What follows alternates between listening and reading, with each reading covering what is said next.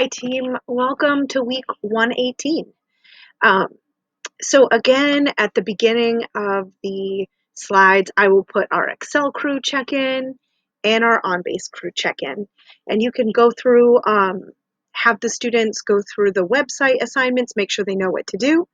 And you can fill these in with more details if you would like. So some good news is we have no school on Monday. It is a holiday, Martin Luther King Jr. Day, so no school for us on Monday, which means no grade 9. So we are just doing, I apologize, this is actually grades 10, 10 through 12 slides. All right, so figure a little bit of cheesy jokes can't hurt anybody. And the circle question, feel free to change it if this doesn't seem of interest. But I thought this might also be an interesting question to get kids thinking about their passion project. You know, whatever apps they're using the most might connect to something they're passionate about. And so today, what we are going to do is a job application simulation.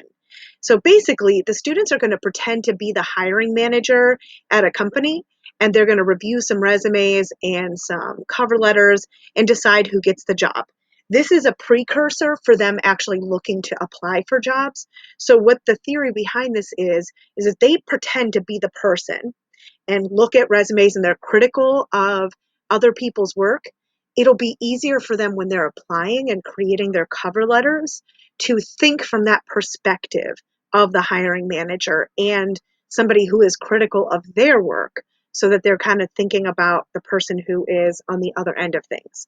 So they work for a company. It's a little scenario, music beat, and they need to hire a new sales representative. So you can just have the students read this out loud.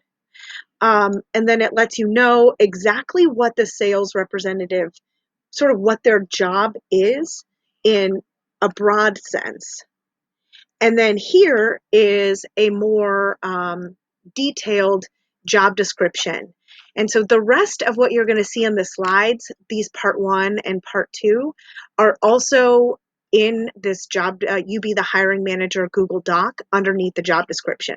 So what you want to do is have the students read this out loud. Why it's important is because this is what job descriptions look like in the real world. So this is their first touch on what a professional job description will look like, how the skills are listed, how it outlines all of the focus areas, what the wording sounds like. Feel free to answer any questions. Ask the students, hey, did you not understand what a word means? Do you think that this is a fair description, job description? All right, I apologize. I got a phone call right there. So I'm going to try to pick up where I left off. But just the job description, this is a really important thing for the students because they're going to be seeing these next week when they're searching for jobs. And so the next thing we're going to have the students do is they're going to review 3 different candidates' resumes and cover letters. And be mindful that this is the first introduction to what a cover letter is.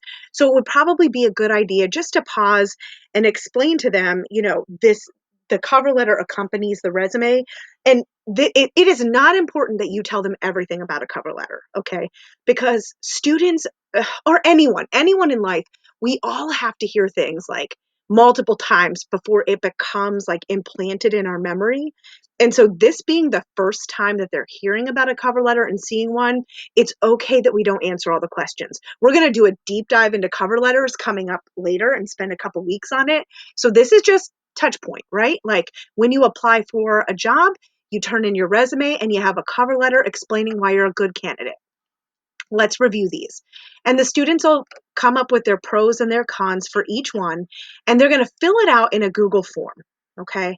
And then they're also going to decide who they want to interview. So in between part 1 and part 2, it would be important to have a conversation with the students. So give them some time. It's going to take, you know, a good like 10, 15 minutes for them to go through the resumes.